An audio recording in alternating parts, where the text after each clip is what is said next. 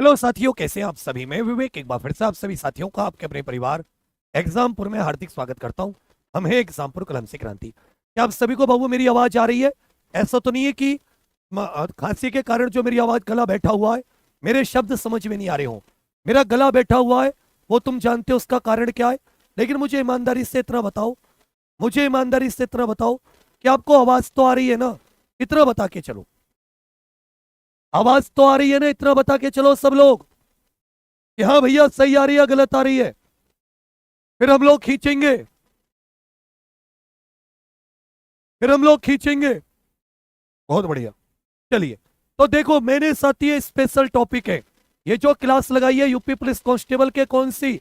Special topic की class. आप जानते हैं 25 से 28 क्वेश्चन किसके आते हैं? स्पेशल टॉपिक के आते हैं। और आज हम लोग सारे के सारे स्पेशल टॉपिक करेंगे।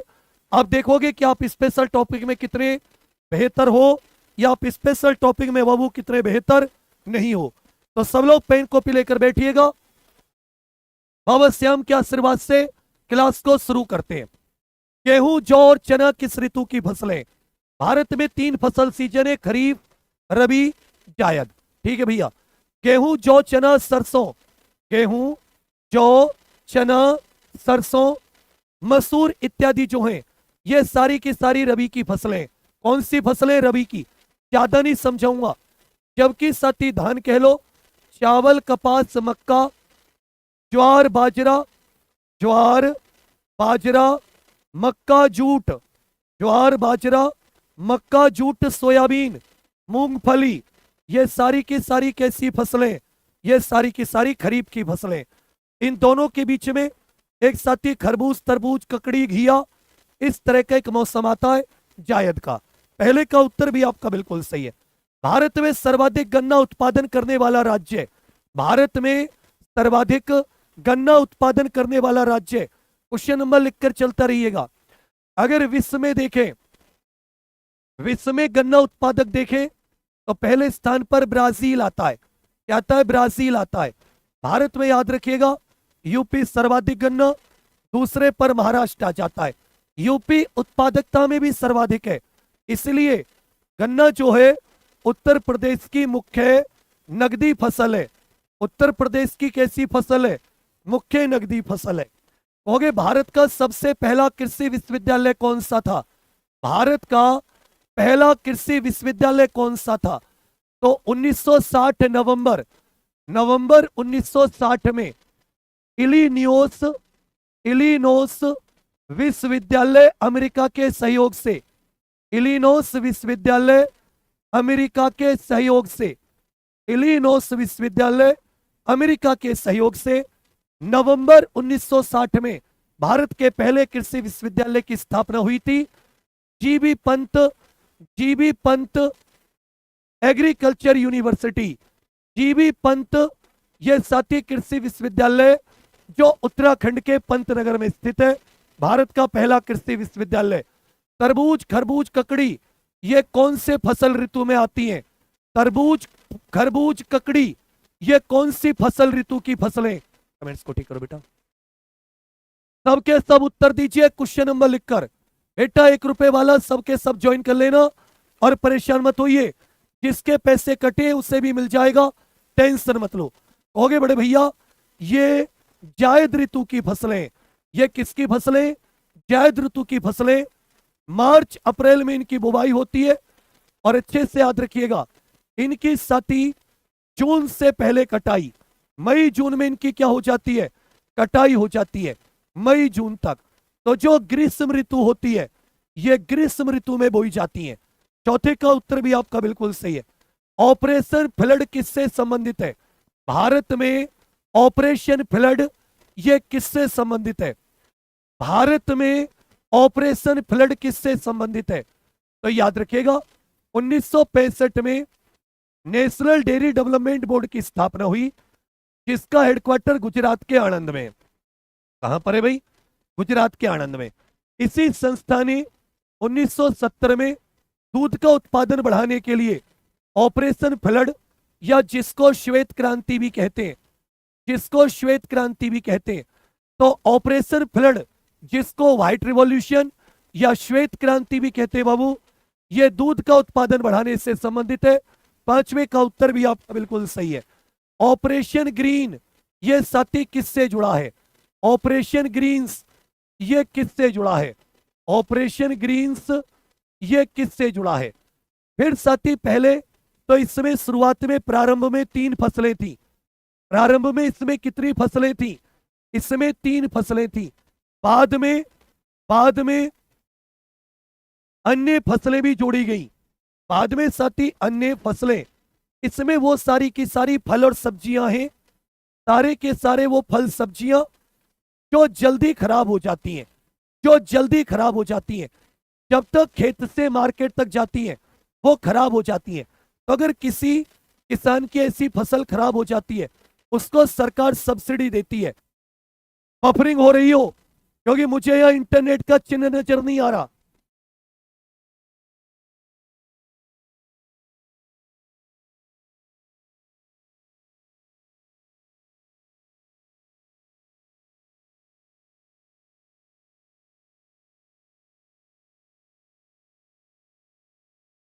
भाई करो ना इसको ठीक मेरे दोस्त।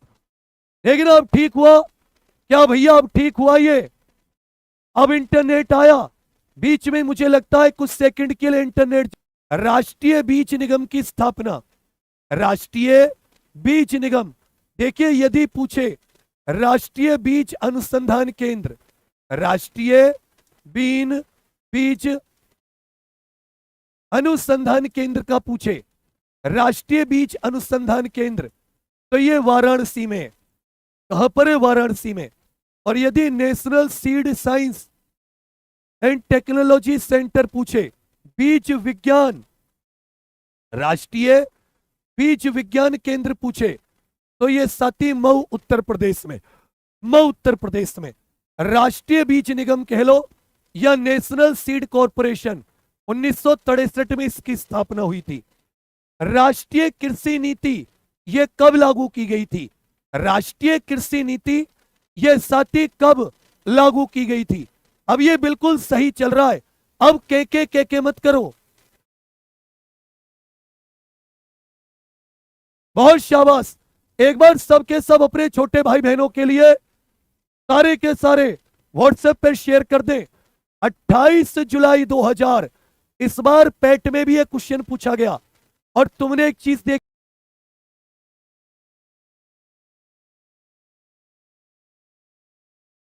तो अच्छे से याद रखिएगा, ये जुलाई भी पूछेगा। एक पूछता है साथी, पहला या ये बताइए प्रथम कृषि आयोग कब बना? प्रथम कृषि आयोग कब बना ये बताइए। भारत का पहला कृषि आयोग, भारत का प्रथम कृषक आयोग या किसानों को लेकर आयोग कब बना था? किसानों को लेकर आयोग कब बना था? यहां पर कृषि आयोग है, यहां पर बाबू कृषक आयोग है।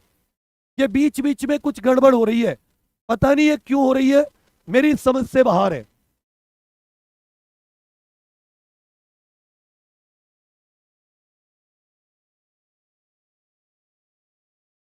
बहुत बढ़िया। कहोगे भैया 28 जुलाई 2000, प्रथम कृषि आयोग 1970 में गठन हुआ, 1976 में इसकी रिपोर्ट आई। 1976 में क्या रिपोर्ट? एन.आर. मिर्धा इसके चेयरमैन थे, पूछ लेता है एन.आर. मिर्धा। जबकि नवंबर 18 नवंबर 2004 को बना और एम.एस. स्वामीनाथन इसके अध्यक्ष थे। एम.एस. स्वामीनाथन कौन थे? इसके अध्यक्ष। ये बताइए जो कृषि होती है, कृषि ये किस सूची का विषय है? जो कृषि है ये किस सूची का विषय है? भारतीय कृषि में कौन सा प्रमुख उर्वरक है? कौन सा फर्टिलाइजर सर्वाधिक पाया जाता है? इसमें नाइट्रोजन का प्रतिशत बताइए। इनमें साथी नाइट्रोजन का प्रतिशत बताइए। भारतीय कृषि में सर्वाधिक कौन सा फर्टिलाइजर का इस्तेमाल होता है? कौन सा प्रमुख उर्वरक है जो भारतीय खेतों में सर्वाधिक डाला जाता है? कहोगे बड़े भैया यूरिया डाला जाता है। यूरिया में नाइट्रोजन का कितना परसेंट है? 40%। कितना परसेंट है? 40% है। भारतीय कृषि में डबल क्रॉपिंग का अर्थ क्या होता है? भारतीय कृषि में डबल क्रॉपिंग का अर्थ क्या होता है? इसी को साथी क्रॉप रोटेशन भी कहते हैं। इसी को क्या कहा जाता है? क्रॉप रोटेशन भी होता है। साल में एक फसल काटने के बाद में दूसरे मौसम में दूसरी फसल, मतलब एक ही भूमि से, एक ही जमीन से दो फसलें उगाना, इसको डबल क्रॉपिंग कहते हैं। एक शब्द और होता है बच्चा, जिसको इंटर क्रॉपिंग कहते हैं। क्या कहते हैं? Inter cropping. एक साथ दो फसलें उगाना, एक साथ दो फसल उगाना, जैसे गन्ना प्लस लोबिया, जैसे गन्ना प्लस लोबिया। तो यदि आप एक साथ दो फसल उगाते हैं उसको इंटर क्रॉपिंग कहते हैं। और अच्छे से याद रखिएगा, एक वर्ष में एक ही खेत में दो फसलें उगाना, इसको डबल क्रॉपिंग कहा जाता है। पूछा रोपण फसलें, इनमें कौन सी फसल शामिल है? जो प्लांटेशन क्रॉप होती है, रोपण फसलें होती हैं, बागानी कृषि जिसको कहते हैं। जिसको क्या कहा जाता है? कहोगे भैया जिसको बागानी कृषि कहा जाता है, तो वही पूछा है आपसे, जो बागानी कृषि होती है इसमें कौन कौन सी फसलें शामिल होती हैं? बागानी कृषि में कौन कौन सी फसलें? तो कहोगे भैया जो बागानी कृषि होती है, चाय के बागान, कॉफी के बागान, ये सारी की सारी बागानी कृषि है। या साथी केला, ये प्लांटेशन क्रॉप है। चाय इसका बिल्कुल सही उत्तर है। झूम खेती का अन्य नाम, देखिए भारत में झूम खेती के बहुत सारे नाम, जैसे हिमालय में हिल कह देते, हिमालय में क्या कह देते? हिल कह देते। आंध्रा में पोडू कह देते, आंध्रा में पोडू कह देते, पेंडा भी कह देते। उड़ीसा में कुमारी बरिंगा कह देते, उड़ीसा में कुमारी या साती बरिंगा कह देते। पेवर या धैया एमपी में कह देते, वाल्ट्रे ये राजस्थान में कह देते। तो ये इसके नाम है। झूम खेती को, जो शिफ्टिंग एग्रीकल्चर होती है, स्थानांतरित खेती होती है, इसको भारत के उत्तरी पूर्वी राज्यों में, भारत के उत्तरी पूर्वी राज्यों में झूम खेती के नाम से जाना जाता है। राष्ट्रीय पशु पोषण संस्थान कहां पर है? राष्ट्रीय पशु पोषण संस्थान कहां पर है? बिल्कुल क्रम से सारे टॉपिक हैं। ये जो स्पेशल टॉपिक की क्लास है, इसमें आप देखोगे क्रम से सारे स्पेशल टॉपिक हैं। राष्ट्रीय पशु पोषण संस्थान, तो यहां पर हिसार में याद रखिएगा, हिसार में साथी अश्व का है, हिसार में भैंस का है, हिसार में भैंस और अश्व का हो जाता है। करनाल में गेहूं का हो जाता है। करनाल में किसका हो जाता है? कहोगे भैया गेहूं और डेयरी, गेहूं के ऊपर और डेयरी के ऊपर। जबकि बेंगलुरु में राष्ट्रीय पशु पोषण। अगर केवल राष्ट्रीय पोषण संस्थान पूछता, क्या पूछता? राष्ट्रीय पोषण संस्थान, तो ये भैया हैदराबाद में। राष्ट्रीय पोषण संस्थान कहां पर है? हैदराबाद में। और पशु पोषण संस्थान कहां पर है? कहोगे सर बेंगलुरु। राष्ट्रीय चावल अनुसंधान संस्थान कहां स्थित है? अगर भारतीय चावल अनुसंधान संस्थान आ जाता, भारतीय चावल अनुसंधान संस्थान, तो भारतीय चावल अनुसंधान संस्थान ये साथी हैदराबाद में। अगर शब्द में भारतीय लगा हो तो हैदराबाद, और केंद्रीय अथवा राष्ट्रीय लगा हो तो उड़ीसा के कटक में स्थित है। उड़ीसा के कटक में। दलहन शोध संस्थान कहां पर है? दलहन और चीनी, दलहन और चीनी शोध संस्थान कहां पर है? बता के चलिए। देखिए वाराणसी में वेजिटेबल रिसर्च, जो सब्जी होती है इनके ऊपर रिसर्च होती है। भोपाल में मृदा विज्ञान, मृदा विज्ञान और उच्च सुरक्षा पशु रोग, उच्च सुरक्षा पशु रोग। झांसी में वानिकी, झांसी में कृषि वानिकी और चरागाह चारा अनुसंधान। याद रखिएगा दलहन कहां पर है? कहोगे सर कानपुर। राष्ट्रीय डेयरी अनुसंधान संस्थान, राष्ट्रीय डेयरी अनुसंधान संस्थान पूछा है। खींच कर उत्तर दो, 1 सेकंड में उत्तर आना चाहिए। 1 सेकंड से ज्यादा उत्तर मत दो, फिर तुम मत दो उत्तर। बहुत बढ़िया। कहोगे बड़े भैया जी ये करनाल में, कहां पर है? करनाल में। एनडीडीबी का हेडक्वार्टर कहां पर है? राष्ट्रीय दुग्ध विकास बोर्ड का हेडक्वार्टर, राष्ट्रीय दुग्ध विकास बोर्ड का हेडक्वार्टर कहां पर है? राष्ट्रीय दुग्ध विकास बोर्ड का हेडक्वार्टर पूछा है, तो अच्छे से याद रखिएगा। यह साथी आणंद गुजरात में, कहां पर है? गुजरात के आणंद में। 1965 में इसकी स्थापना। राष्ट्रीय पशु आनुवांशिक संस्थान, राष्ट्रीय पशु आनुवांशिक संस्थान। साथी आपको ये भी बताना है, केंद्रीय कैटल रिसर्च, केंद्रीय कैटल रिसर्च, कैटल के ऊपर रिसर्च संस्थान कहां पर है? Indian veterinary research institute. भारतीय पशु चिकित्सा अनुसंधान संस्थान कहां पर है? भारतीय पशु चिकित्सा। तो कैटल के ऊपर जो रिसर्च होती है छोटे भाई, वो मेरठ उत्तर प्रदेश में, और पशु चिकित्सा ये इज्जत नगर बरेली में। राष्ट्रीय पशु आनुवंशिक ये करनाल में स्थित है। राष्ट्रीय पशु आनुवंशिक संस्थान कहां पर है? कहोगे सर करनाल में। राष्ट्रीय बकरी अनुसंधान संस्थान, राष्ट्रीय बकरी अनुसंधान संस्थान कहां पर है? तो अच्छे से याद रखेगा, मखदूम, मथुरा। काली मिट्टी को किस अन्य नाम से जाना जाता है? भारत में कुल 8 प्रकार की मृदा पाई जाती है। जैसे सबसे पहले एलुवियल सॉइल, एलुवियल, दूसरे पर रेड सॉइल, तीसरे पर ब्लैक सॉइल, चौथे पर हो जाती है आपकी ये जो हो जाती है डेजर्ट सॉइल जो होती है, जो साथी रेगिस्तानी मृदा होती है, ये डेजर्ट एरिड सॉइल। पांचवें पर आ जाती है लेट, फिर आ जाती है फॉरेस्ट सॉइल आती है। तो अच्छे से याद रखिएगा, इसको रेगुर मृदा भी कहते हैं, रेगुर मृदा भी कहते हैं। एक बात अच्छे से याद रखिएगा, काली मृदा को रेगुर सॉइल भी कहते हैं। कपास के उत्पादन के लिए, कपास का सर्वाधिक सबसे बड़ा उत्पादक कौन है? कहोगे बड़े भैया गुजरात। तो फिर से सुन लीजिए, जो साथी यूपी पुलिस कांस्टेबल में ये स्पेशल टॉपिक है, जीएसटी, विमुद्रीकरण, आंतरिक सुरक्षा, आतंकवाद, पुलिस, सामान्य प्रशासनिक व्यवस्था, साइबर क्राइम, साइबर सुरक्षा, सोशल मीडिया, भारत में उत्तर प्रदेश में कृषि, उत्तर प्रदेश में राजस्व, वाणिज्य, व्यापार, महत्वपूर्ण खनिज, प्राकृतिक संसाधन, जनसंख्या, पर्यावरण, नगरीकरण, कला, संस्कृति, भारत और उसके पड़ोसी देश, राष्ट्रीय अंतर्राष्ट्रीय संगठन, पुरस्कार, सम्मान, पुस्तक लेखक, अनुसंधान, खोज, देश, राजधानी, मुद्रा, महत्वपूर्ण दिन दिवस और यूपीजी के, ये जितने भी आपके 2, 2, 4, 2, 6, 2, 8, 2, 10, दूनी 20, लगभग 30 टॉपिक की ये चौखट से चौकी तक किताब आ रही है। ये जो साथी 28 सितंबर है, 28 सितंबर रात 9 बजे लॉन्च होगी।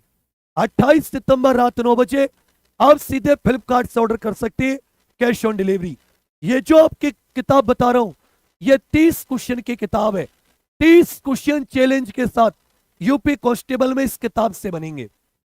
और जिन भी साथियों ने अभी एग्जाम पर ऑफिशियल एप्लीकेशन पर यूपी कांस्टेबल का वर्दी मेरा जुनून बैच ज्वाइन नहीं किया है, किस किस ने कर लिया और किस किस ने नहीं किया? जिसने कर लिया यस करो, जिसने नहीं किया नो। वो सब लोग ज्वाइन कर लेना। ये 1 रुपए में तुम्हारे लिए इसलिए तो लेकर आया कि कम से कम तुम सब लोगों को थ्योरी का अंदाजा लग जाएगा, थ्योरी की इज्जत पता चल जाएगी। 25 तारीख से क्लास है, 25 के बाद में 26 को भी एडमिशन नहीं दूंगा। भारत में सर्वाधिक क्षेत्र में इनमें से कौन सी मिट्टी पाई जाती है? सर्वाधिक क्षेत्र में कौन सी मिट्टी? तो जो ये जलोढ़ मिट्टी होती है, ये लगभग देश के 45 से 40, कई जगह 43% भी लिखी है। कई जगह जो रेड सॉइल होती है बच्चा, इसको लगभग 18.5, और जो ब्लैक सॉइल होती है इसको 15.5। कई जगह रेड को थर्ड बता रखा है, ब्लैक को सेकंड। तो किसका उत्तर भी आपका बिल्कुल सही है। अल्फांसो किस फल की वैरायटी है? जो अल्फांसो है वो किस फल की किस्म होती है? बता के चलिए। अल्फांसो करके जो एक, तो कहोगे सर ये महाराष्ट्र में पाया जाने वाला आम की फसल है। महाराष्ट्र में पाई जाने वाली ये बच्चा आम की फसल है। इनमें से कौन सी नगदी फसल, नगदी फसल बाजार में बेचने के लिए नगदी फसलें जो होती हैं उन्हें बाजार में बेचने हेतु उगाया जाता है। उन्हें क्यों उगाया जाता है कहोगे बड़े भैया जी? उन्हें बाजार में बेचने हेतु उगाया जाता है। तो नगदी फसल कौन सी इनमें से? भाई गेहूं खाने के लिए भी उगाते, चावल को भी, बारले को, लेकिन कपास, गन्ना, ये जितनी भी फसलें होती हैं ये कैश क्रॉप होती हैं, इनको बाजार में बेचने के लिए। कपास कौन सी सीजन की फसल है? जो कपास होती है वो साथी कौन सी सीजन की फसल है? आपको ये भी बताना है जो कपास है ये कौन सी सीजन की फसल होती है। कपास साथी कौन सी सीजन की फसल होती है? अच्छे से याद रखिएगा, कपास इनमें से कौन सी सीजन की यह फसल होती है। फिर आता है भारत में खाद्यान्न का भंडारण करने के लिए जो एमएसपी पर खाद्यान्न खरीदा जाता है, सरकार उन्हें किन गोदामों में रखती है? तो ये साथी एफसीआई के गोदाम होते हैं, फूड कॉरपोरेशन ऑफ इंडिया, भारतीय खाद्य निगम, फूड कॉरपोरेशन ऑफ इंडिया। इसका जो अधिनियम आया 1964 में, जबकि इसकी स्थापना जो हुई ये 14 जनवरी 1965 को। इसी के गोदामों में गेहूं और चावल को स्टोर करके रखा जाता है। Indian council of agriculture research, ये भारतीय कृषि अनुसंधान परिषद 1929 में, नाबार्ड 1982 में, एपीडा 1986 में। 24 का उत्तर भी आपका बिल्कुल सही है। प्रति बूंद अधिक फसल, पर ड्रॉप मोर क्रॉप, ये किस योजना का हिस्सा है? एक एक से 25-30 क्वेश्चन लिए, एक टॉपिक से 25-30 क्वेश्चन। पर ड्रॉप मोर क्रॉप 1 जुलाई 2015 को लॉन्च हुई थी। 1 जुलाई 2015 को लॉन्च। इसमें साथी एक से ज्यादा मंत्रालय इसमें शामिल है। इसमें ग्रामीण विकास मंत्रालय और जो अपना जल शक्ति मंत्रालय दोनों शामिल है। प्रधानमंत्री कृषि सिंचाई योजना, प्रधानमंत्री कृषि सिंचाई योजना जो पीएमकेएसवाई थी, प्रधानमंत्री कृषि सिंचाई योजना 1 जुलाई 2015 को लॉन्च। पर ड्रॉप मोर क्रॉप, तुमने देखा प्रति बूंद जल शक्ति उत्तर दे देते हैं, सारे के सारे डी उत्तर दे रहे हो। तुम्हें चुल्लू भर पानी दे दूं ऐसे करके लो, या उससे भी बचा लूं? सूक्ष्म सिंचाई में कौन सी विधियां आती हैं? इनमें से कौन सी सिंचाई सूक्ष्म सिंचाई जिसमें बहुत कम थोड़ा थोड़ा थोड़ा पानी निकलता है? बाढ़, ड्रिप, नहर, कुएं, टैंक, तालाब। जो ड्रिप इरिगेशन है जिसमें पेड़ की जड़ में बूंद बूंद बूंद बूंद पानी, और जो स्प्रिंकलर जो फव्वारे का छिड़काव है राजस्थान आदि क्षेत्र में जहां पर कम पानी है, पानी बचाने के लिए ड्रिप और स्प्रिंकलर माइक्रो इरिगेशन। ई नाम योजना का उद्देश्य क्या है? ये जो साथी ई नाम योजना, इलेक्ट्रॉनिक नेशनल एग्रीकल्चर मार्केटिंग, ई नाम का मतलब क्या होता है? इलेक्ट्रॉनिक। और ये बताने साथी लॉन्च कब हुआ था? 14 अप्रैल 2016। 14 अप्रैल 2016 को मोदी जी ने लॉन्च किया था। इसमें देश की जितनी भी कृषि मंडी है उन सबको ऑनलाइन, अब फसल के भाव, फसल को बेचना खरीदना ऑनलाइन कर सकते हैं। तो अच्छे से याद रखिएगा, यूनिफाइड राष्ट्रीय कृषि बाजार, देश की सभी कृषि मंडी को जोड़ना। जितनी भी कृषि मंडी होती है, भाई आपके शहर में जिले में भी कृषि मंडी होगी ना, उनको जोड़ना। भारत में निर्यात आयात नीति कौन तय करता है? एक्सपोर्ट इंपोर्ट नीति कौन बनाता है? भारत में एक्सपोर्ट इंपोर्ट नीति कौन बनाता है? देखिए, भारत जो सर्वाधिक आयात करता है, निर्यात करता है, सर्वाधिक हम लोग किसको भेजते थे? यूएसए को, दूसरा यूनाइटेड अरब अमीरात, और तीसरा नीदरलैंड को। तीसरा किसको भेजते थे? नीदरलैंड को। जबकि आयात किससे करते हम लोग?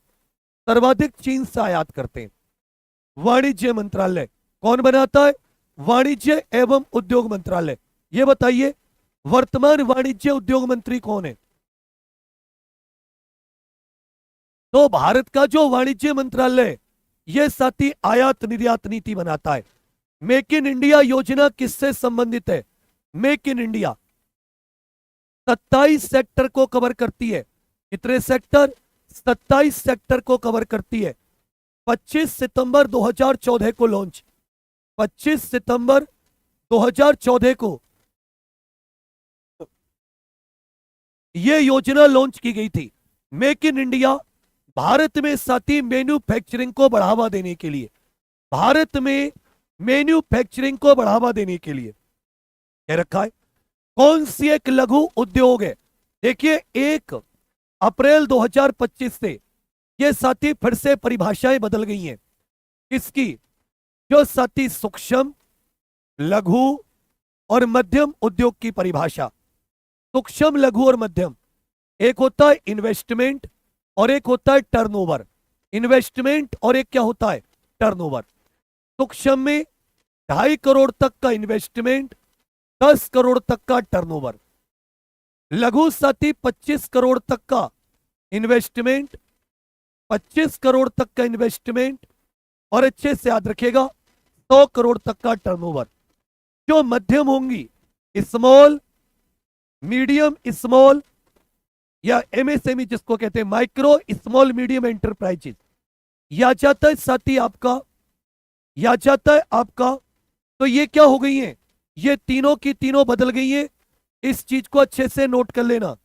एमएसएमई की परिभाषा 2.5 करोड़, 10 करोड़, 25 करोड़, 100 करोड़, 125 और 500 करोड़, 125 करोड़ और 500 करोड़। अब ये साथी नई डेफिनेशन है, इसको प्लीज अच्छे से 2.5, 10, 2500 और 125, 500। तो यदि आपने कोई फार्म मशीनरी खरीदने में 2.5 करोड़ रुपए का इन्वेस्टमेंट किया है तो अब सूक्ष्म उद्योग है, या वार्षिक टर्नओवर 10 करोड़ है सूक्ष्म, इन्वेस्टमेंट 25 करोड़ तक का लघु, इसको स्मॉल कहेंगे, इसको माइक्रो कहेंगे, 100 करोड़ तक का टर्नओवर ये हो जाएगा लघु। यदि इन्वेस्टमेंट 125 करोड़ तक का मीडियम इंडस्ट्री और टर्नओवर 500 तक का तो भी मीडियम इंडस्ट्री। इनमें से कौन सा लघु उद्योग होता है? ये जो हथकरघा उद्योग है, हैंडलूम इंडस्ट्री है, ये लघु उद्योग में आती है। भारत किस वस्तु का सबसे अधिक इंपोर्ट करता है? आयात किसका करते हैं? मंगाते क्या हैं? देखिए यदि निर्यात की बात करें कि भारत किसका निर्यात सबसे ज्यादा करता है, एक्सपोर्ट किसका करता है, तो इंजीनियरिंग गुड्स जो होते हैं, कौन से भैया? इंजीनियरिंग गुड्स सबसे ज्यादा हम लोग इंजीनियरिंग की वस्तुओं का एक्सपोर्ट करते हैं। मंगाते क्या है? सबसे ज्यादा पेट्रोलियम, जो साथी कच्चा तेल है, ये सबसे ज्यादा। भारत के वैश्विक सोर्सिंग में उच्चतम स्थान किसका है? वैश्विक सोर्सिंग का मतलब है कि ये दुनिया में भारत सबसे ज्यादा उपलब्ध कराता है। भारत इनमें से किस चीज को दुनिया को सबसे ज्यादा, अबे देख यहां पर मोस्ट इंपोर्ट, इंपोर्ट मतलब आयात क्या करते हैं? अरे हम लोग सऊदी अरब वगैरह से खरीदते नहीं है क्या तेल? निर्यात क्या करते हैं? दुनिया को क्या भेजते हैं? Engineering goods. तो अच्छे से याद रखिएगा, जो साथी आईटी और आईटी प्रौद्योगिकी पर आधारित सेवाएं, इसको हम लोग दुनिया में, जो बीपीओ इंडस्ट्री है, बिजनेस प्रोसेसिंग आउटसोर्सिंग, ये भारत सर्वाधिक उपलब्ध कराता है। डब्ल्यूटीओ की स्थापना, वैश्विक लेवल पर व्यापार के लिए नियम बनाना, व्यापार को ऑर्गेनाइज करना, यह किसका काम है? तो याद रखिएगा गेट के स्थान पर general agreement on tariff and trade, इसके स्थान पर 1 जनवरी 1995 को कौन आई? कहोगे भैया वर्ल्ड ट्रेड ऑर्गेनाइजेशन आई। खुदरा व्यापार किससे संबंधित है? खुदरा व्यापार ये साथी किससे संबंधित है? खुदरा व्यापार जो होता है वो इनमें से किससे संबंधित है? उपभोक्ता को सीधे बेचने से संबंधित। जब कोई सामान सीधे कंज्यूमर को बेचा जाता है, उपभोक्ता को बेचा जाता है, उसे साथी खुदरा व्यापार कहते हैं। 2025 तक भारत का सबसे बड़ा व्यापारिक साझेदार कौन है? व्यापारिक साझेदार का मतलब है जिससे हम लोग सबसे ज्यादा बेचते हैं, और जो हमारे देश में काफी सामान बेचता है। सबसे बड़ा व्यापारिक, इसमें जिस देश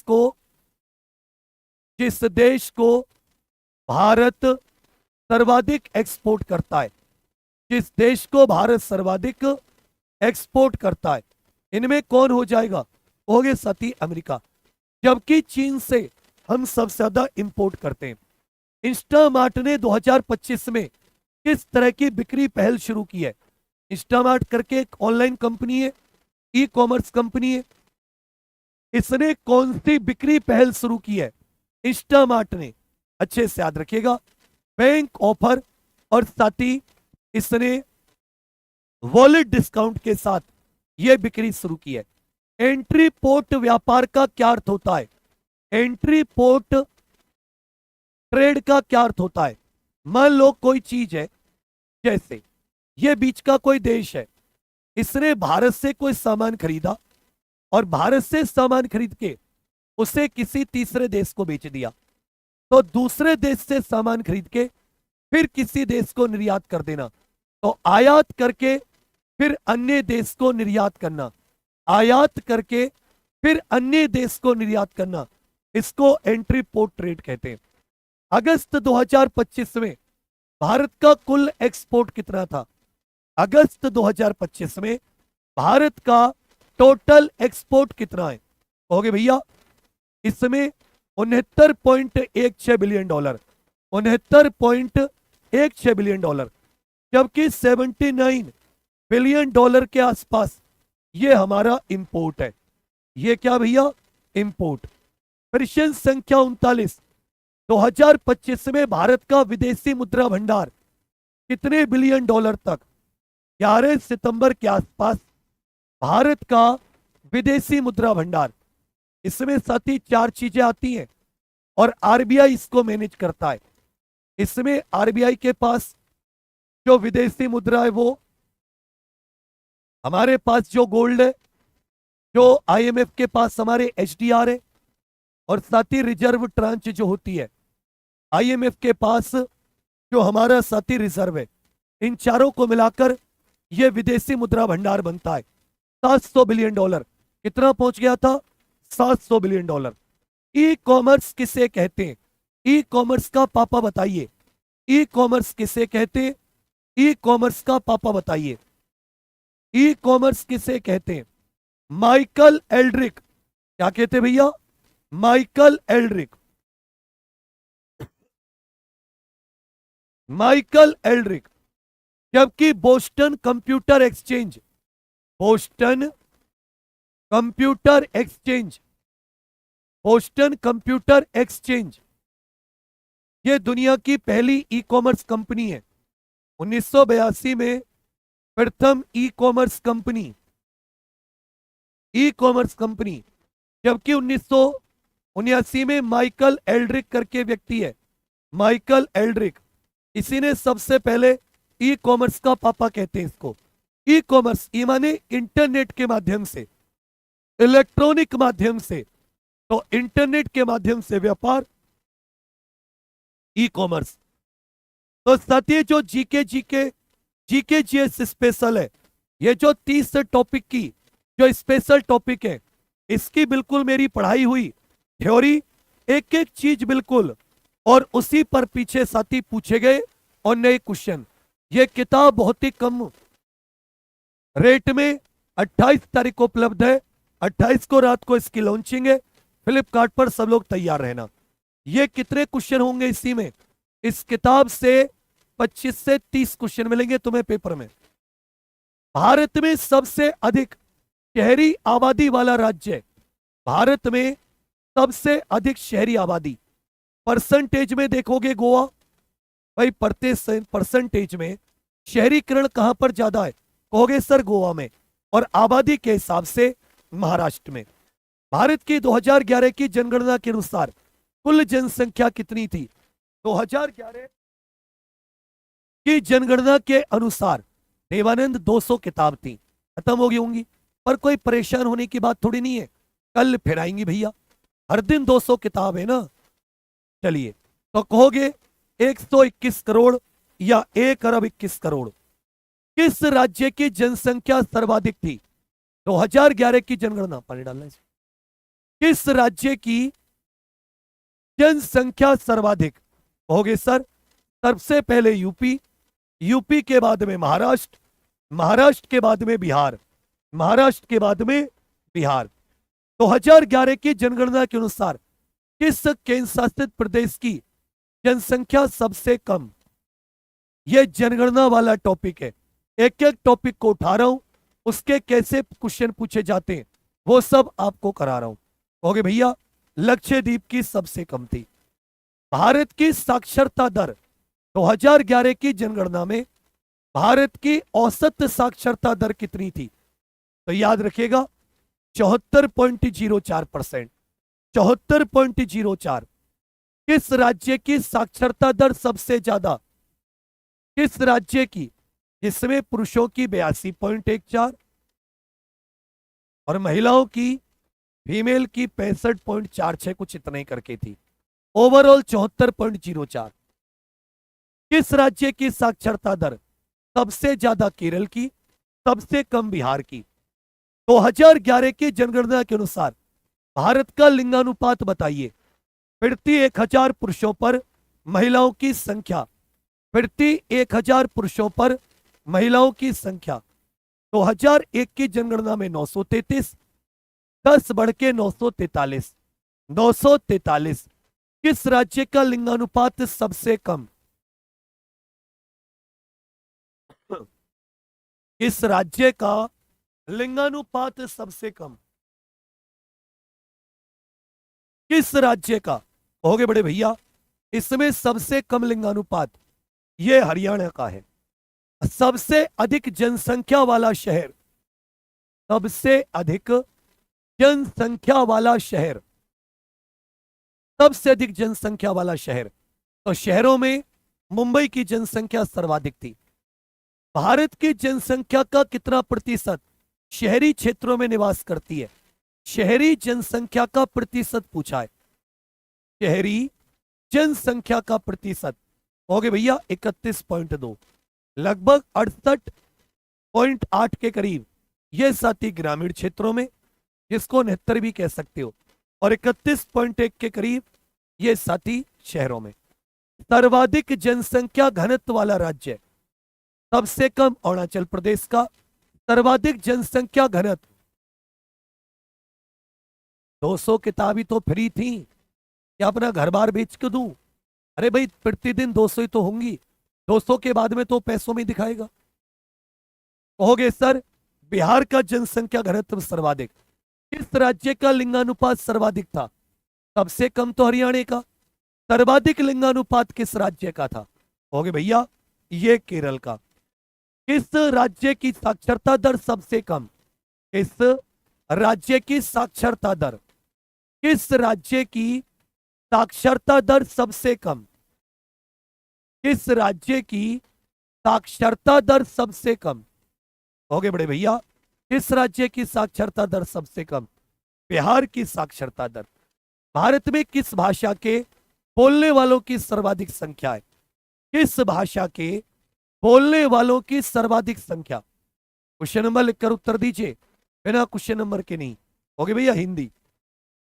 नगरीकरण का मुख्य कारण क्या होता है? नगरों की संख्या। नगरीकरण का मतलब है कि जो ग्रामीण क्षेत्र है, अब साथी आप देख रहे हो ग्रामीण क्षेत्रों से, जो ग्रामीण क्षेत्र है, ग्रामीण क्षेत्रों से जनता शहरों की ओर जा रही है, जनता शहरों की ओर।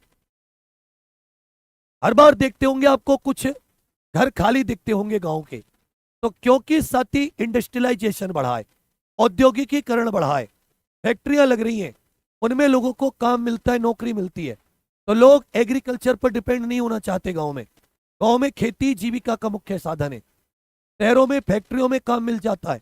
इसलिए भैया नगरीकरण का नकारात्मक प्रभाव क्या है? शहरों में जनसंख्या बढ़ने का इसका एक नेगेटिव प्रभाव क्या पड़ेगा? इसका एक नेगेटिव प्रभाव क्या पड़ेगा? कहोगे भैया प्रदूषण। प्रदूषण प्रदूषण बढ़ेगा, बाकी अवसंरचना का विकास होगा, स्वास्थ्य सेवाएं अच्छी मिल जाएंगी, अच्छी शिक्षा मिल जाएगी, भारत में नगरीकरण के कारण मुख्य रोजगार क्षेत्र कौन सा है? जो नगरीकरण से किस क्षेत्र में सर्वाधिक नौकरियां मिलती हैं? नगरीकरण से किस क्षेत्र में? याद रखेगा भैया, जो सेवा क्षेत्र है, सेवा क्षेत्र तो नगरीकरण के कारण ही है। सर्वाधिक जो मुख्य रोजगार क्षेत्र है वो एक प्रकार से कह सकते हो सेवा क्षेत्र है। नगरीकरण के कारण, नगरीकरण के कारण किस प्रकार की समस्या बढ़ती है? नगरीकरण के कारण किस प्रकार की समस्या बढ़ती है? किस प्रकार की समस्या? कहोगे भैया प्रदूषण, ट्रैफिक कंजेशन। अब बेंगलोर दिल्ली का हाल देखो, और अनप्लान्ड सेटलमेंट, झुग्गी झोपड़ी आदि जो तो करके बढ़ जाते हैं।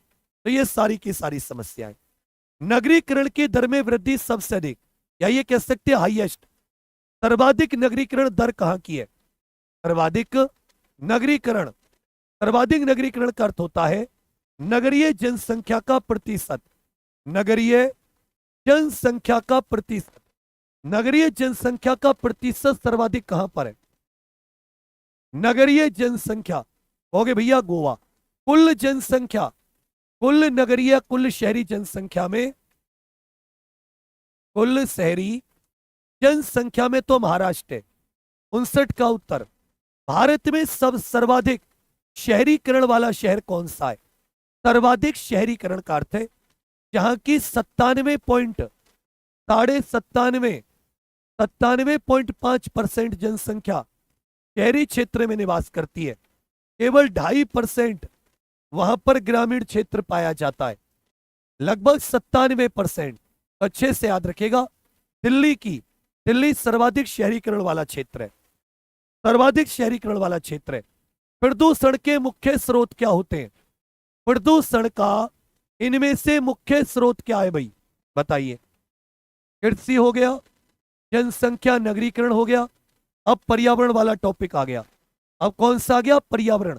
एकदम बिल्कुल सीक्वेंस में। क्योंकि भैया औद्योगिक से निकलने वाला धुआं, वाहनों का धुआं, कृषि में इस्तेमाल होने वाले रसायन, सारे के सारे। जलवायु परिवर्तन का मुख्य कारण क्या है? क्लाइमेट चेंज का इनमें से मुख्य कारण क्या है? जलवायु परिवर्तन या क्लाइमेट चेंज का यह मुख्य कारण क्या है? ओके भैया, इसमें जो मानव गतिविधियां हैं ये मुख्य कारण है। जो मानव की गतिविधियां हैं वो साथी इनमें से मुख्य कारण है। सबसे बड़ा वन क्षेत्र ये किस राज्य का है? वन प्रतिशत में देखोगे तो साथी मिजोरम। राज्यों में वन प्रतिशत मिजोरम में ज्यादा है, दूसरे पर अरुणाचल प्रदेश। लेकिन वन क्षेत्र में देखोगे तो मध्य प्रदेश का सर्वाधिक। जल प्रदूषण का प्रमुख कारण, जल प्रदूषण का प्रमुख कारण क्या है? तो देखिए, जो वाटर पॉल्यूशन है, 1974 में एक्ट आया था। कब? 1974 में एक्ट, 1974 में एक्ट आया जल प्रदूषण को रोकने का। औद्योग से निकलने वाला कचरा, घरेलू कचरा, कृषि रसायन, सारे के सारे जल प्रदूषण फैलाते हैं। किस आंदोलन ने भारत में पर्यावरण जागरूकता को बढ़ावा दिया? भारत में पर्यावरण जागरूकता को बढ़ावा 24 अप्रैल 1973 की बात है। इसी दिन केशवानंद भारती केस का फैसला, और इसी दिन कसौली ग्राम स्वराज्य संघ, चंडी प्रसाद भट्ट और साथ ही सुंदरलाल बहुगुणा ये इसके नायक थे इस आंदोलन के। चिपको आंदोलन इसने अच्छे से याद रखिएगा, ये जो आंदोलन था इसने भारत में पर्यावरण जागरूकता को एक प्रकार से बढ़ावा दिया है। यह चमोली उत्तराखंड में शुरू हुआ था। भारत में पर्यावरण संरक्षण के लिए कौन सा कानून है? पर्यावरण संरक्षण के लिए भारत में बच्चा कौन सा कानून है? भारत में पर्यावरण संरक्षण के लिए होगे साथी, जल संरक्षण 1974, जल वाटर पॉल्यूशन होगे पर्यावरण संरक्षण अधिनियम। वन वाला 1980 में, पर्यावरण संरक्षण अधिनियम 1986, पर्यावरण संरक्षण अधिनियम 1986। ब्लू प्लैनेट के नाम से किसे जाना जाता है? ब्लू प्लैनेट के नाम से, नीला ग्रह के नाम से।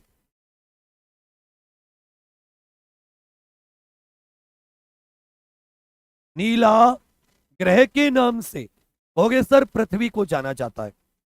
पूछा है, इनमें से किसे प्राकृतिक संसाधन कहा जाता है?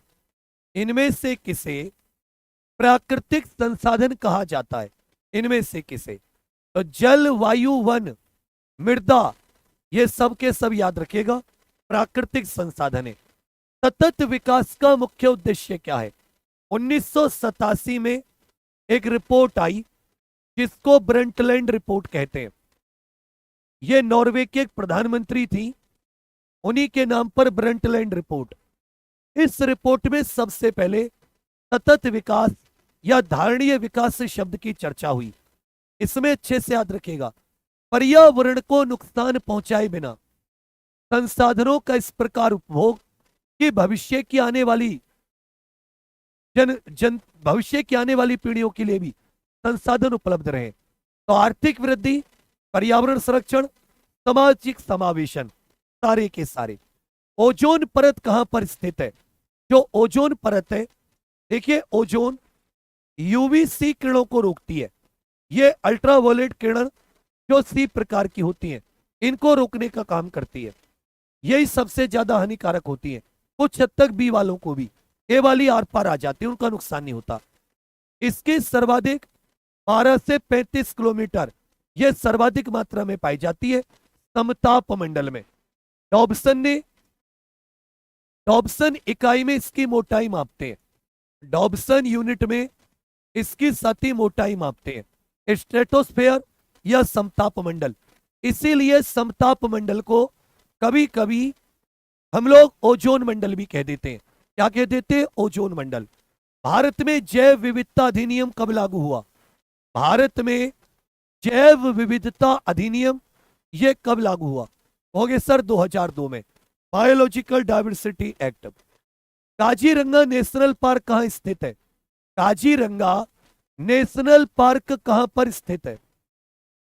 काजीरंगा नेशनल पार्क, हो गए भैया, काजीरंगा नेशनल पार्क ये असम में स्थित है।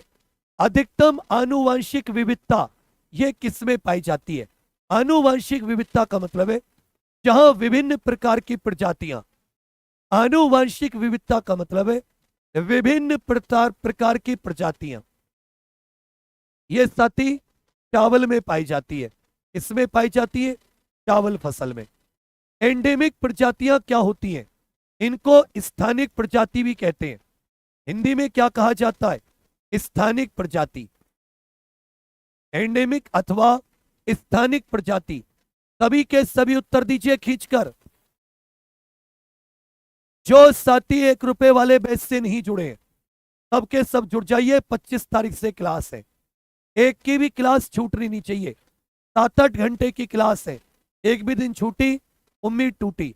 और दिल्ली पुलिस कांस्टेबल का फॉर्म कौन कौन भरेगा? कौन कौन एलिजिबल है? दिल्ली पुलिस कांस्टेबल वाली वीडियो देख लेना, उसमें एज देख लेना, हाइट देख लेना। कौन कौन एलिजिबल है यस या नो करके बताओ।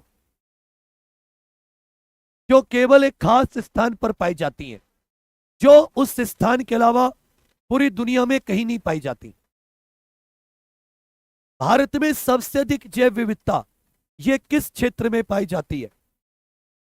जैव विविधता का मतलब है अलग अलग प्रकार के पशु, पक्षी, पेड़, पौधे आपको इन चारों में से कहां मिलेंगे? अलग अलग प्रकार के पशु, पक्षी और पेड़ पौधे ये आपको कहां मिलेंगे? अलग अलग प्रकार के पशु, पक्षी और पेड़ पौधे आप कहोगे भैया ये पश्चिमी घाट में मिलेंगे। सौर ऊर्जा को किस उपकरण द्वारा परिवर्तित किया जाता है? भाई सौर ऊर्जा को, सोलर एनर्जी की हीट, ऊष्मा जो होती है उसको अपने इलेक्ट्रिसिटी में, बिजली के रूप में कौन बदलता है? हो गए sir solar panel. Photovoltaic cell होते हैं, इस पे क्या होते हैं? Photovoltaic cell. कार्बन फुटप्रिंट का अर्थ क्या है? एक बार बताइए। एक कार्बन क्रेडिट, एक कार्बन क्रेडिट, एक कार्बन क्रेडिट ये कितने केजी CO2 के बराबर होता है। एक कार्बन क्रेडिट कितने किलो कार्बन डाइऑक्साइड के बराबर होता है? एक कार्बन क्रेडिट कितनी किलो कार्बन डाइऑक्साइड? याद रखिएगा, व्यक्ति या संगठन द्वारा उत्सर्जित CO2 की मात्रा कि वो पूरा कितना CO2 उत्सर्जन कर रहा है। यह साथी 1000 kg कह दो या 1 टन कह दो। कार्बन डाइऑक्साइड का 1 टन में 1000 kg होते हैं। पूछा वायु प्रदूषण कम करने के लिए कौन से गैस का उत्सर्जन नियंत्रित करना सबसे महत्वपूर्ण है? वायु प्रदूषण, देखिए CO2 को पकड़ के आप जलवायु परिवर्तन रोक दोगे। जो ये ग्रीन, जो साथी ग्लोबल वार्मिंग को रोका जा सकता है, ग्लोबल वार्मिंग को कम किया जा सकता है, ग्लोबल वार्मिंग को। पूछा वायु प्रदूषण, इसकी वजह से एसिड रेन होती है, इसकी वजह से एसिड रेन होती है। तो सल्फर डाइऑक्साइड, सल्फर डाई, कचरे का निपटाने का सबसे अच्छा तरीका बताइए। और आपको ये भी बताना है विश्व रिसाइकल दिवस कब होता है? विश्व रिसाइकल दिवस कब होता है? आपको ये भी बता के चलना है भैया, विश्व रिसाइकल दिवस कब होता है? वर्ल्ड रिसाइकलिंग डे कब होता है? सबके सब बताइए, तो अच्छे से याद रखिएगा। विश्व पुनर्चक्रण दिवस या विश्व रिसाइकलिंग डे ये 18 मार्च को होता है। कब होता है? 18 मार्च। पुनर्चक्रण के द्वारा नई चीजें न बनाकर पुरानी चीजों में परिवर्तित करके रिसाइकल करना, रीयूज करना। 79 का उत्तर सी। भारत में सबसे अधिक जैव विविधता वाला राज्य, सर्वाधिक जैव विविधता वाला राज्य भारत में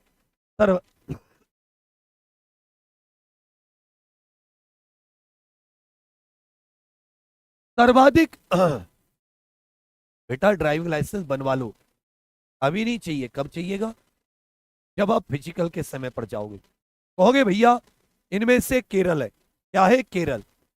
तो वर्दी मेरा जुनून क्लास 25 तारीख से शुरू है, ध्यान देना, क्लास नहीं छूटनी चाहिए। बांधवगढ़ टाइगर रिजर्व कहां स्थित है?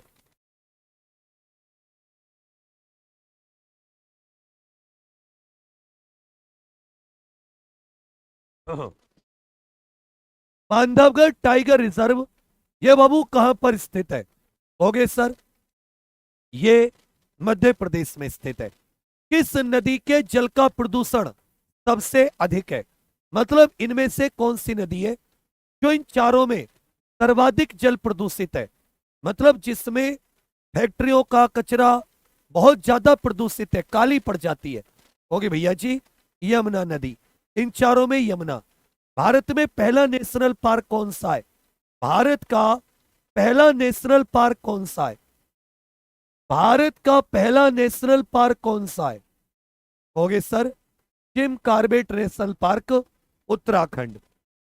Gym Corbett. ओजोन परत का मुख्य कार्य क्या है?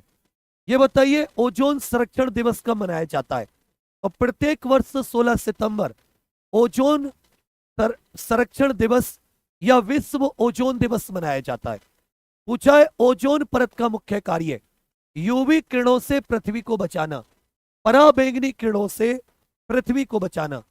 भारत में पहला जैवमंडल आरक्षित क्षेत्र, वर्तमान में कितने जैवमंडल आरक्षित क्षेत्र हैं? हो गए सर 18 जैवमंडल आरक्षित क्षेत्र हैं।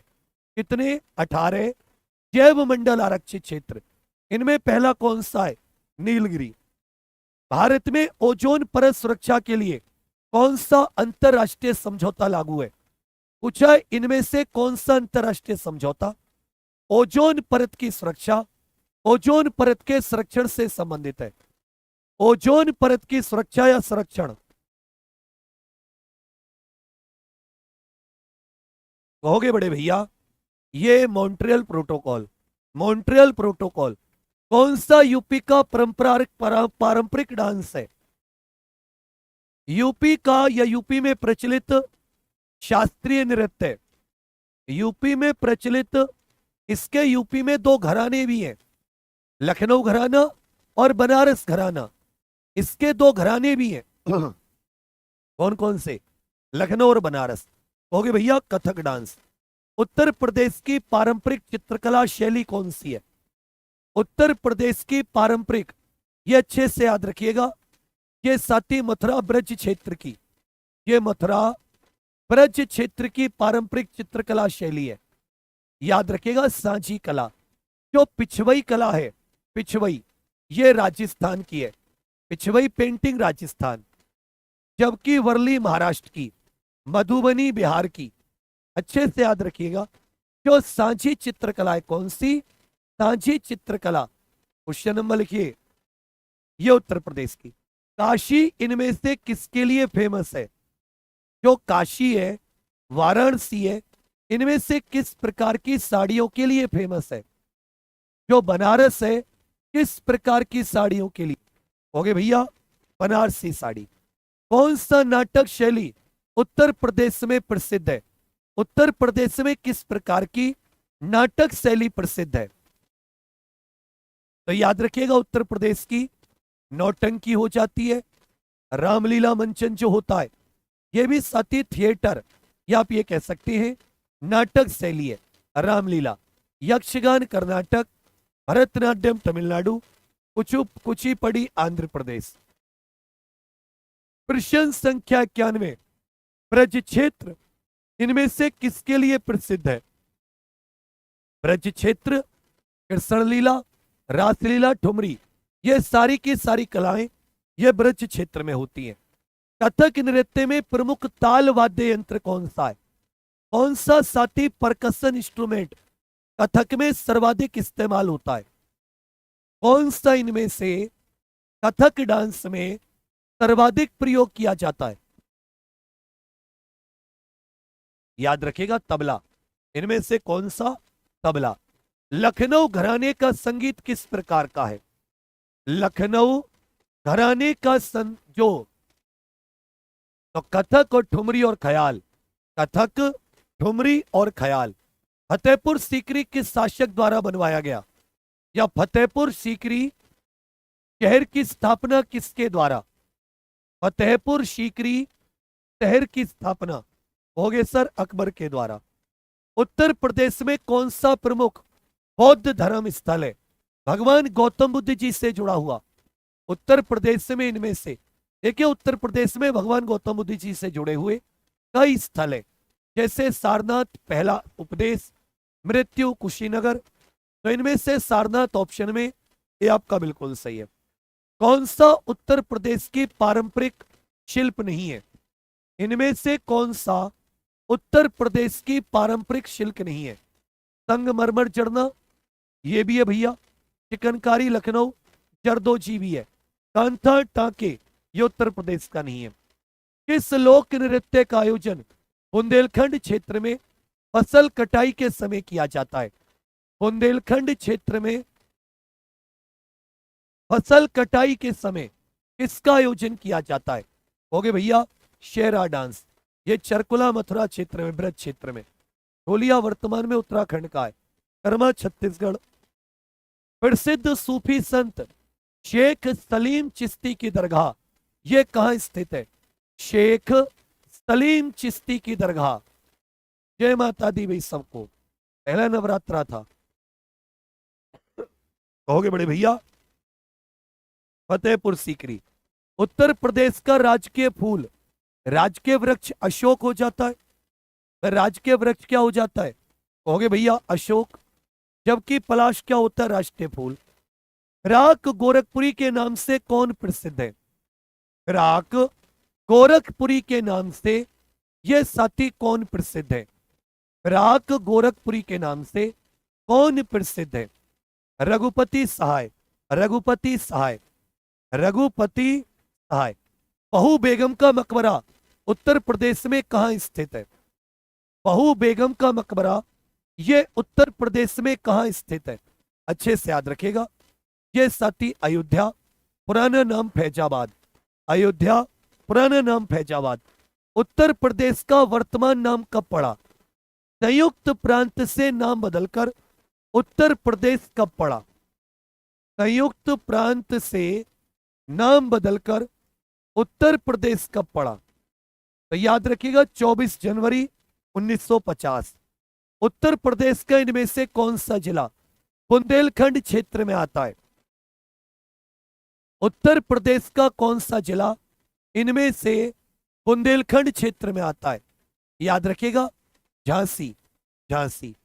उत्तर प्रदेश का सबसे बड़ा क्रिकेट स्टेडियम, उत्तर प्रदेश का सबसे बड़ा स्टेडियम कौन सा है? आप कहोगे sir Ekana stadium, Lucknow. Nitrogen युक्त उर्वरक उत्तर प्रदेश के किस शहर में उत्पादन होता है?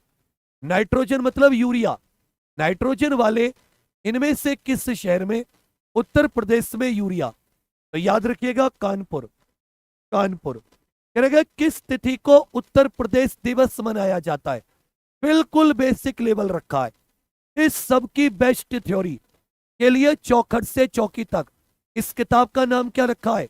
25 से 30 क्वेश्चन है 38 में से आपके पेपर में। चौखट से चौकी, चौखट से चौकी, आपके घर की चौखट से ड्यूटी वाली पुलिस चौकी तक। इस किताब का साथ रहेगा तुम्हारे साथ, बिल्कुल याद रखिएगा। याद रखिएगा 24 जनवरी कब मनाया जाता है? 24 जनवरी। 24 जनवरी 1950 को नाम बदला गया था।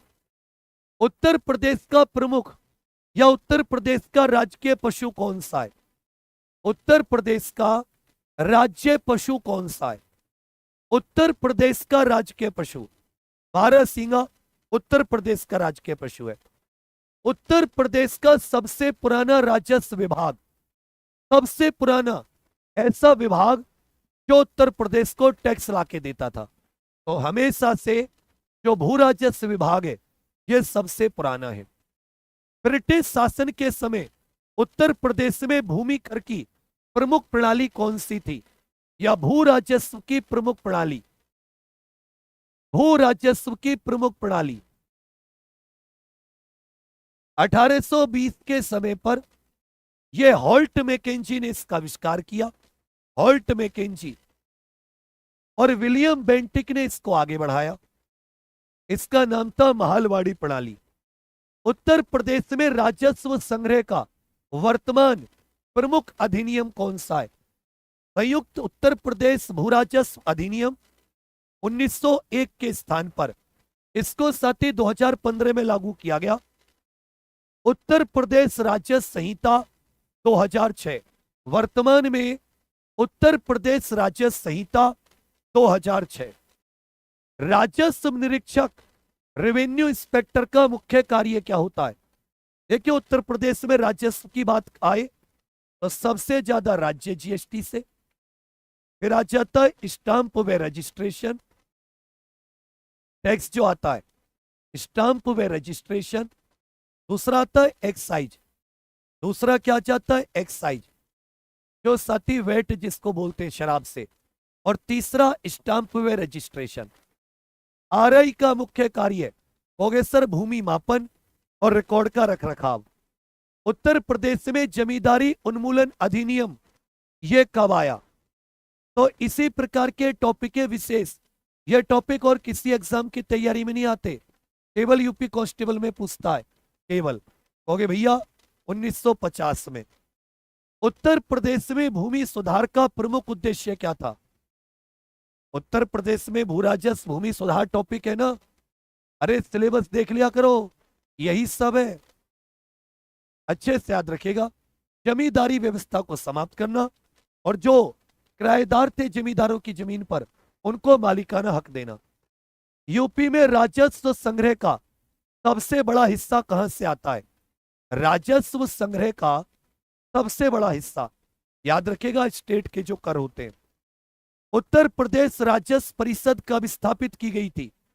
उत्तर प्रदेश राजस्व परिषद, इसमें 3 तो साथी प्रशासनिक विभाग में और 7 न्यायिक, क्योंकि इसको 2 भागों में, न्यायिक वाली का हेडक्वार्टर प्रयागराज है और प्रशासनिक वाली का लखनऊ। कुल मिला के 10, 3 प्रशासन 7 न्यायिक। 1831 में कब स्थापना की गई थी? 1831 में। उत्तर प्रदेश राजस्व परिषद की स्थापना 1831। यूपी में लेखपाल के कार्य क्या होते हैं? लेखपाल के कार्य क्या होते हैं? ये भूमि से संबंधित दस्तावेज उनका सबसे निचला अधिकारी होता है, जो गांव से सीधा जुड़ा होता है। याद रखिएगा, राजस्व रिकॉर्ड का रखरखाव और भूमि का सर्वेक्षण। आरआई की रिपोर्ट किसे भेजी जाती है? राजस्व निरीक्षक की रिपोर्ट तहसीलदार। पूछा यूपी के बजट में राजस्व अधिशेष कितना है? राजस्व अधिशेष ये साथी कितना है? सरकार ने रेवेन्यू सरप्लस, ये थोड़ा टाइपिंग में दिक्कत हो गई है और मेरा गला भी बहुत ज्यादा परेशान कर रहा है, लग रहा है कि पता नहीं क्या हो गया। तो मैं आप सभी से हाथ जोड़ के चाहूंगा माफी। मैं इस क्लास को 300 350 क्वेश्चन लेके आया था, पूरे के पूरे टॉपिक। एक तो नोटिफिकेशन नहीं मिला क्योंकि दिल्ली पुलिस कांस्टेबल का आ गया था। आप में से जो भी साथी दिल्ली पुलिस कांस्टेबल की तैयारी करें, ठीक है, उन्हें मैं बता दूं कुल 99 रुपए में मात्र अब सभी के लिए 75 दिन ही मिल रहे हैं तैयारी के लिए। बढ़िया टीम के साथ, बेस्ट टीम के साथ रखवाला बैच निकाला है। आप चाहे तो 75 दिन की तैयारी के लिए आप जुड़ सकते हैं एग्जाम पर ऑफिशियल एप्लीकेशन पर, या अपने किसी और साथी को बोल सकते हैं। और फिर से आप सभी को बताऊं, ये जो साथी 28 तारीख आ रही है, कौन सी तारीख आ रही है? ये जो 28 तारीख आ रही है, इस 28 तारीख में हम वो साथी अपनी किताब लेकर आ रहे हैं। कौन सी तारीख में होगे भैया? 28 तारीख में। ये जो चौखट से चौकी तक है, रात को 9 बजे इसमें लॉन्च होगी यूपीएसआई की मूल विधि की किताब, और साथ ही ये चौखट से चौकी तक। तो सब लोग रात को 28 सितंबर को लाइव जरूर आ जाना। इस इवेंट को लाइक कर देना जिससे ना छूटे। ये फ्लिपकार्ट पर आएगी, कैश ऑन डिलीवरी, आपके घर पर ये किताब पहुंच जाएगी। क्लास कैसी लगी कमेंट करके सबके सब बताना। मैं भी थोड़ा रेस्ट कर लेता हूं, मेरी हालत वरना खराब हो रही है। फिर से एक बार आप सभी के लिए बहुत सारी शुभकामनाएं।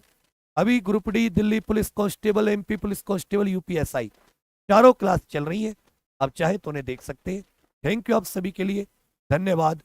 जय हिंद बच्चा। जो भी 1 रुपए वाले अभी बैच में नहीं जुड़े, सब लोग साथी वर्दी मेरा जुनून में जुड़ जाओ। थैंक यू, जय हिंद।